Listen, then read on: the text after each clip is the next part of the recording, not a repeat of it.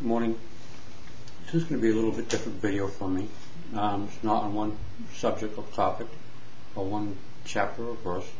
Just some ramblings from me, things that I've been shown, that I've been led to. Yesterday was Saturday. I was being led starting around Wednesday. Let me backtrack. There's this town up the road from where I am a bit.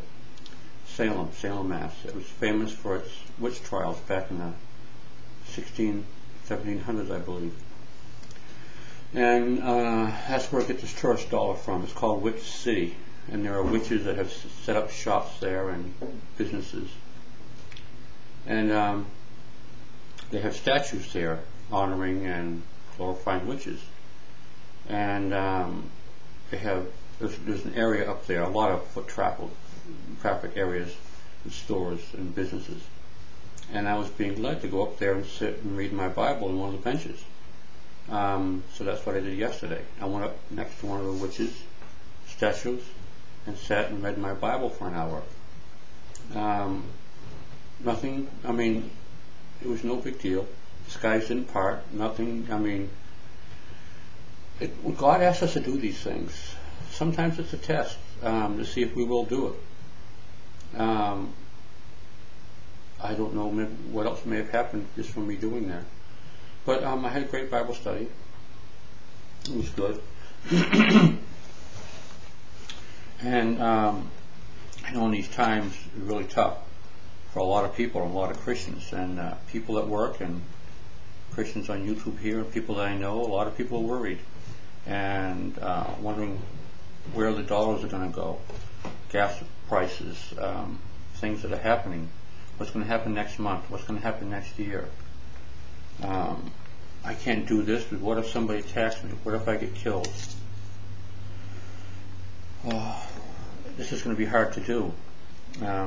People are wondering also, what am I going to do with this? They're making plans for this $600 or whatever, how much it is, tax check we're going to be getting. What am I going to buy? What am I going to spend it on?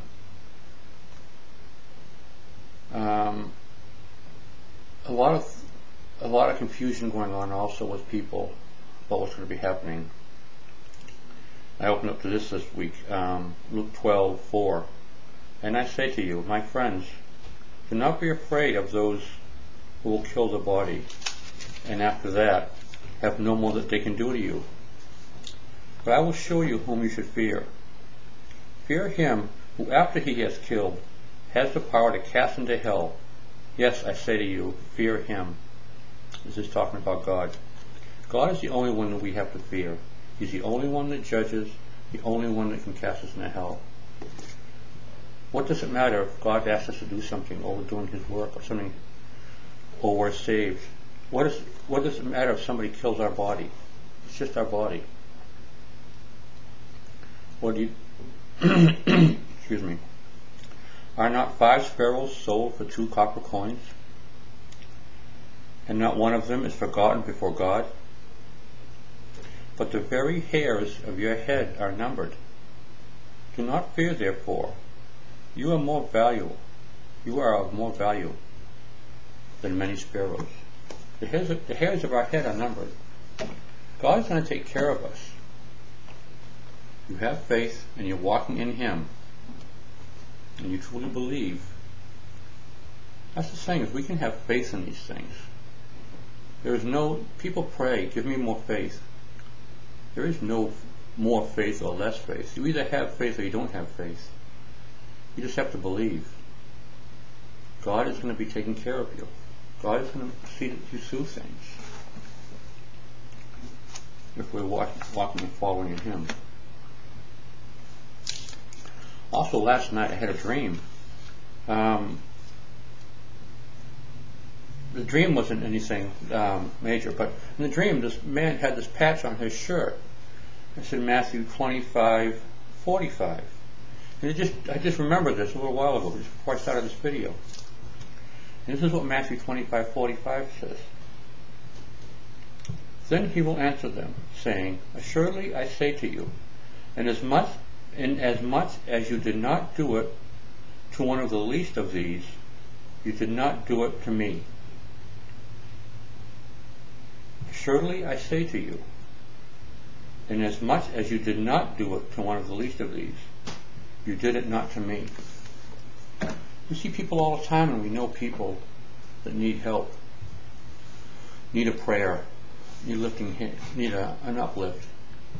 And we're told in the Bible that when we do good deeds, we don't parade ourselves around and make a spectacle of ourselves. We do these things to please God. And because we do these things to help somebody, we're doing it to God. And if we don't do this to help somebody, then we wouldn't do it to God. We're not doing it to Jesus.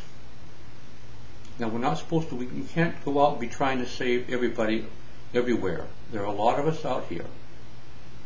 We can help somebody. We can help these people. Pray for them. Not only pray for them, but do good works also. It reminds me of a story I think I've shared with people before. This woman had a couple of kids that needed help. I went to 2 different churches and told them the situation, what she needed, immediate help.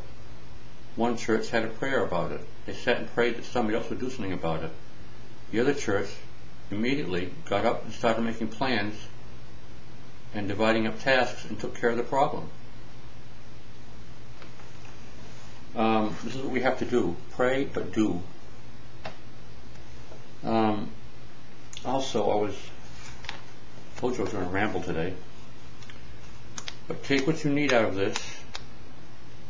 Romans 8. I opened up to this yesterday while I was sitting there thinking about all the people who want this and want that and want to buy this and get that and wish they had this or wish they had that, or they believe somehow that if they have this, their life is going to be full. Romans 8, verse 5. Starting with verse 5. For those who live according to the flesh set their minds on the things of the flesh. But those who live according to the Spirit, laundry's done. But those who live according to the Spirit, the things of the Spirit. For to be carnally minded is death, but to be spiritually minded is life and peace. Let me read that again, I was interrupted. For those who live according to the flesh set their minds on the things of the flesh. But those who live according to the Spirit, the things of the Spirit. For to be carnally minded is death, but to be spiritually minded is life and peace. What do we have our minds set on? What are we dwelling on? What are we thinking on? Are we wanting and thinking of things of the flesh or of the Spirit? It all ties in together. Actually, when you think about it,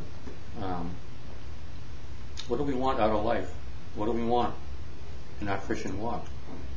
Are we dwelling on still things of the flesh and what we're going to do, what we're going to buy?